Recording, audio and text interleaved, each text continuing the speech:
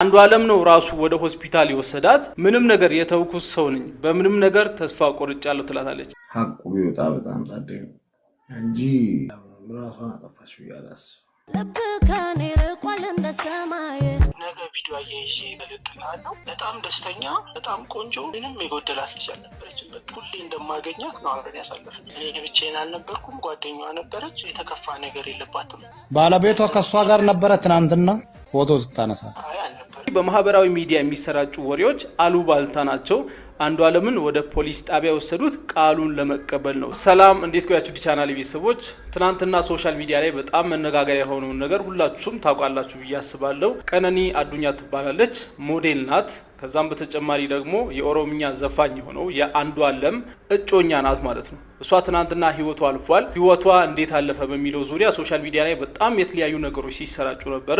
ከዛም በተጨማሪ ጓደኞቿ ስላሟሟቷ ምን አሉ፣ ከዛ በፊት ስለነበረው ነገር ምን አሉ የሚለው ነገር ነው ዛሬ ማሳያችሁ። ብዙ ሰው አያቃትም። አሁን ይሄ ነገር ከተፈጠረ በኋላ ነው በጣም ብዙ ሰው ያወቃት። ነገር ግን በሚገርም ሁኔታ ሁሉም ሰው እንደሚያውቃት ከዚህ በፊት ብዙ አክት የሚያደርጉ ሰዎች አሉ። ነገር ግን እውነታውን እንነጋገር ከተባለ ብዙ ሰው አያቃትም ነበረ። ያው ሶሻል ሚዲያ ላይ አንድ ነገር መነጋገሪያ ሲሆን ሁሉም ሰው የሆነ ነገር ማለት ስለሚፈልግ ብቻ በጣም ከዚህ በፊት እንደሚያውቃት ጸባዩን ሁላ እንደሚያውቅ ብዙ ነገር የሚያወራ ሰው አለ። ነገር ግን ብዙዎቻችሁ እንደማታውቋት እርግጠኛ ነኝ። እሷ በደንብ የምትታወቀው ያው ኦሮምኛ ተናጋሪ በሆኑ ሰዎች አካባቢ ነው በጣም የምትታወቀው ማለት ነው። በጣም የሚያሳዝነው ነገር ምንድነው? አንዲት እህታችን ነች። የእሷ ህይወት ነው ያለፈው። ይሄ ያሳዝናል። የመላው ኢትዮጵያውያን መነጋገሪያ ጉዳይም ርዕስም ሆኗል። ከዛም በተጨማሪ የአሟሟቷ ነገር ደግሞ ሶሻል ሚዲያ ላይ በጣም ብዙ መልክ እየያዘ መጥቷል። እንደተለመደው ነው፣ አዲስ ነገር የለም። ከዚህ በፊት ኢትዮጵያ ውስጥ አንድ ሰው ህይወቱ ሲያልፍ ሶሻል ሚዲያ ላይ ያ ነገር መነጋገሪያ ከሆነ ሁሉም ሰው የራሱን ሀሳብ ነው መጥቶ የሚናገረው። ሁሉም ሰው ይሄ እንደዚህ ተፈጥሯል፣ ይሄ እንደዚህ ተፈጥሯል፣ ምክንያቱ ይሄ ነው፣ እኔ እንደውም አውቃለሁ ሁላ ብሎ የሚናገር ሰው አለ። ብቻ ጓደኞቿ የሷ የቅርብ ሰዎች ምን አሉ የሚለውን ነገር አሳያችኋለሁ ዛሬ። ከዛም በተጨማሪ አሁን አንዱ ዓለምስ ምን አይነት ሁኔታ ላይ ነው ያለው የሚለውን እነግራችኋለሁ። ከሁሉም በላይ ግን ኢትዮጵያ ውስጥ ሰው ራስን ስለማጥፋት ያለው ግንዛቤ በጣም ትክክል እንዳልሆነ ተረድቻለሁ። ይሄን ነገር በደንብ አንስቼ አውራላችኋለሁ። ሰው ራሱን የሚያጠፋው ለምንድን ነው? እኛ አካባቢ ያሉ ሰዎችስ እንደዚህ አይነት ነገር ውስጥ እንዳይገቡ እንዴት ልንከላከል እንችላለን የሚለውን ነው ዛሬ ማነሳላችሁ ማለት ነው።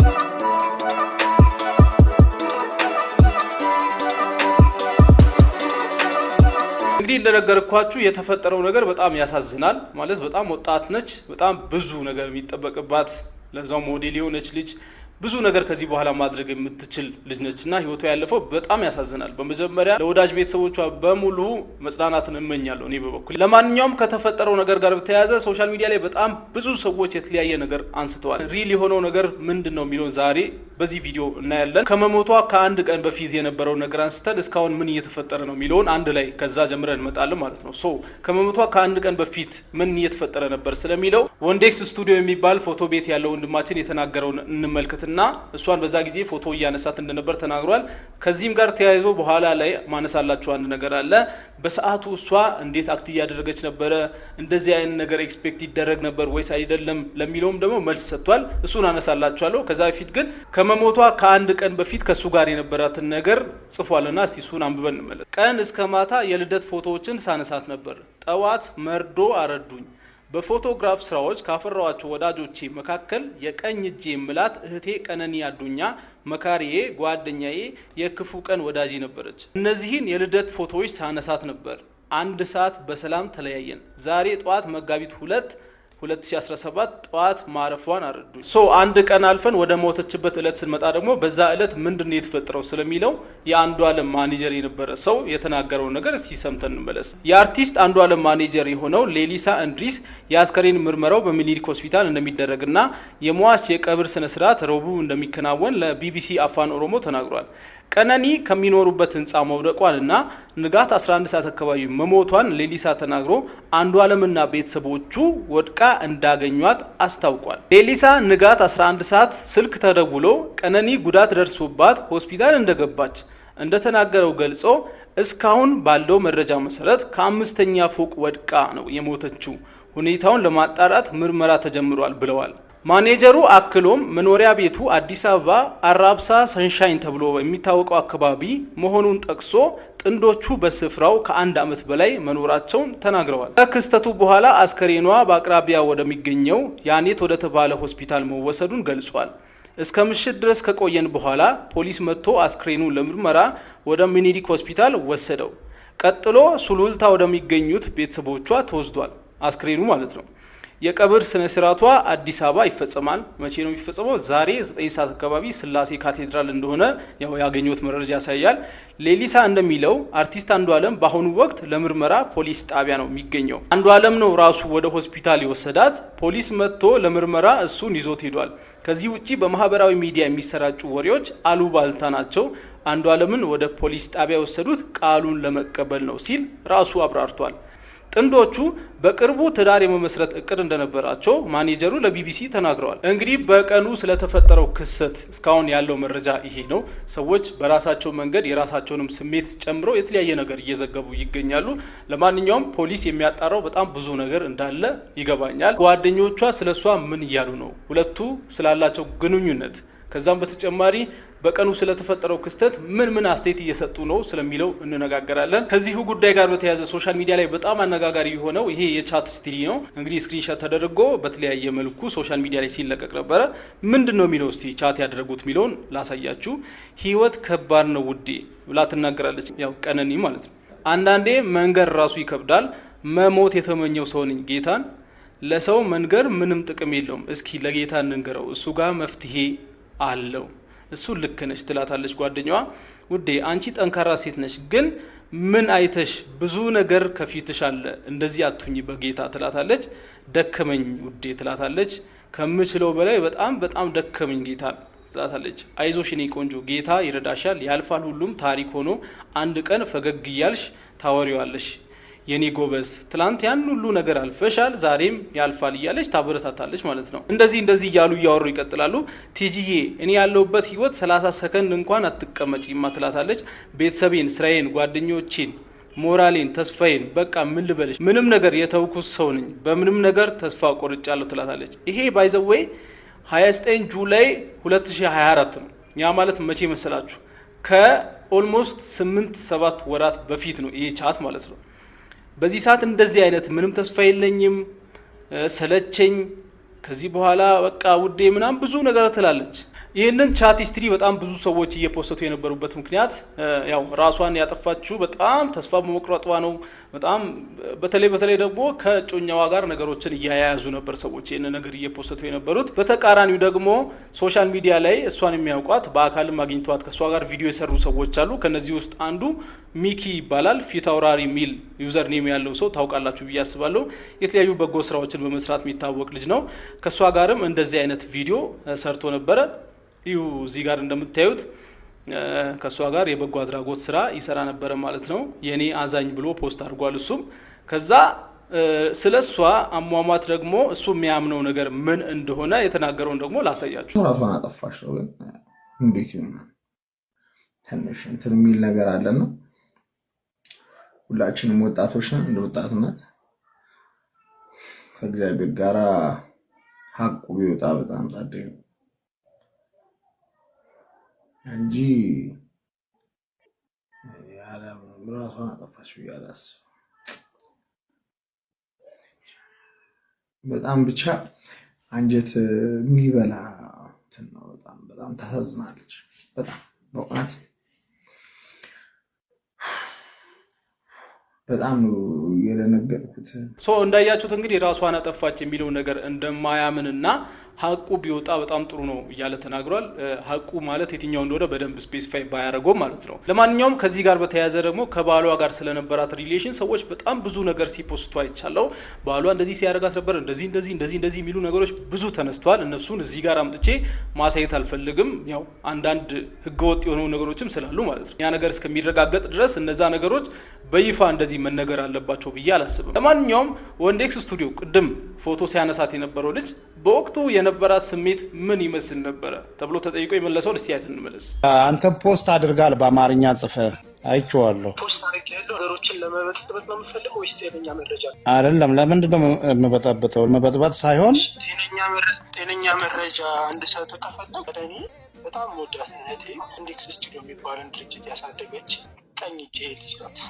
ዓርብ ዕለት ደውላ የልደት ፎቶ አንሳኝ ብላኝ ነበር። ለእሑድ ተቀጣጥረን ነበር። ለእሑድ አልቻልንም። ትናንትና ከ9 ሰዓት እስከ 10 ሰዓት እስከ 1 ሰዓት አነሳዋል። 1 ሰዓት ላይ እርና ሞልጋ ነው የኔ ስቱዲዮ፣ እዛ ጋር ተለያየ። ትናንትና አንተ ስታት እንደዚሁ ሰዎቹ ብዙ ሰዎች በኦሮምኛ ስለምጽፉ ምን ብለው ነው የምጽፉት? ደስተኛ አይደለችም በጣም ነገ ቪዲዮ አያይዤ እልክልሃለሁ። በጣም ደስተኛ፣ በጣም ቆንጆ፣ ምንም የጎደላት ልጅ አልነበረችም። በቃ ሁሌ እንደማገኛት ነው አብረን ያሳለፍን። እኔ ብቻዬን አልነበርኩም፣ ጓደኛዋ ነበረች። የተከፋ ነገር የለባትም። ልደቷ ነገ ነበረ አይደለ? ዛሬ ነበረ ልደቷ። ልደቷ ገና ነው። ኔክስት ዊክ ሁሌ እንደምናደርገው። ባለቤቷ ከእሷ ጋር ነበረ ትናንትና ፎቶ ስታነሳ? አይ አልነበረም። ስለዚህ እንደሰማችሁት በወቅቱ ምን አይነት ስሜት ነበራት ለሚለው ያው በሰዓቱ ምንም እንደዚህ ከድሮ የተለየ ነገር የላትም። ከጓደኛዋ ጋር ነው የነበረችው። ባሏ አብሯት አልነበረም ኦፍኮርስ። ነገር ግን ያው በሰዓቱ ምንም አይነት የተቀየረ ስሜትም ምናምን አላየሁባትም ብሏል። ይሄ ማለት ግን ስለተፈጠረው ነገር 100% ሊያረጋግጥ የሚችል ምንም ነገር የለውም። እሱን ለምን እንዳልኳችሁ አስረዳችኋለሁ። ከዛም በተጨማሪ ጓደኞቿ አንዳንድ ፖስት አድርገው ያጠፉት ነገርም አለ።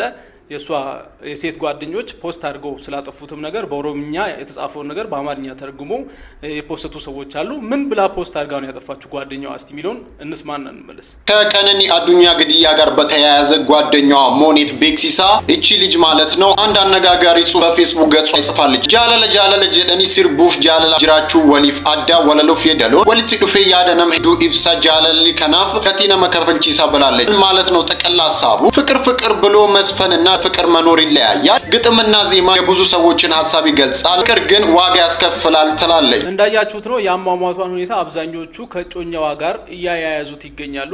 ከዚህ በፊት ሶሻል ሚዲያ ላይ በጣም ፌመስ የሆነ አንድ ስቶሪ ነበረ። እሱ ራሱ ያ ሰው ራሱ ዘፋኝ ነበረ። ስሙን እዚህ ጋር አልጠቅስላችሁም። ሴፉ ላይ ቀርቦ ራሱ ስለዚህ ነገር አብራርቶ ነበረ።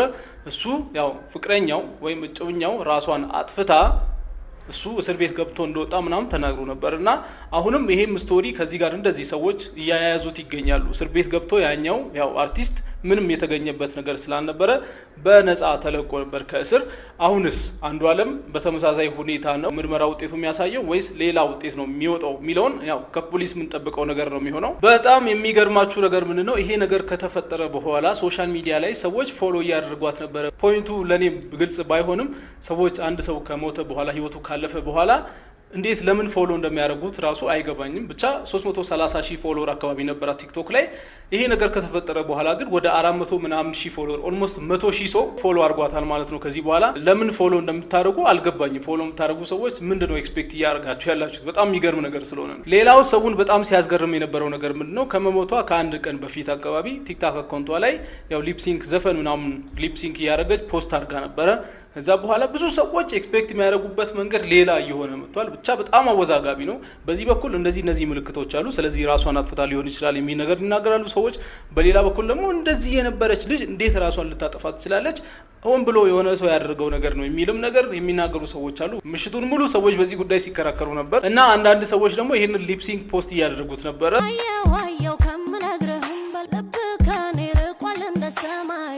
ይህንንም ዘፈን ፖስት እያደረጉ እንግዲህ ያለ ምክንያት አይደለም እንደዚህ የሆነችው፣ የሆነ ነገር አለ ከጀርባ፣ ሁለቱ መካከል የሆነ ነገር ይኖራል በሚል በጣም ብዙ ነገር ሰዎች ያነሳሉ። መቃንኩ ቀነኒ አዱኛ ጀለማ አረሂሪያ ኮራቸው ጂን ተበቹ ፌር ጥሎ ደበጅ ማለት ጥሎ ለጨጭ ማለት የሚያሳዝነኝ ነገር ምን እንደሆነ ታውቃላችሁ? ለማንም እናትና አባት ማልመኘው ነገር እናትና አባት በህይወት እያሉ ልጅ መቅበር ማለት የሚሰማቸውን ስሜት ምንም መገመት አይከብድምና ለማንም እናትና አባት ይሄን ነገር አልመኝም። በዚህ ነገር ከማንም በላይ ተጎጂ ይሆናሉ ብዬ ማስበው እናትና አባት ናቸው ብዬ ነው ማስበው። ከዛ በተጨማሪ እጮኛው ራሱ አንዱዓለም ነው ብዬ ነው ማስበው። ሶሻል ሚዲያ ላይ ያለን ሰዎች ይሄ ነገር መነጋገሪያ ስለሆነ ብቻ መተን ብዙ ነገር እንላለን፣ ወዲያ እንላለን።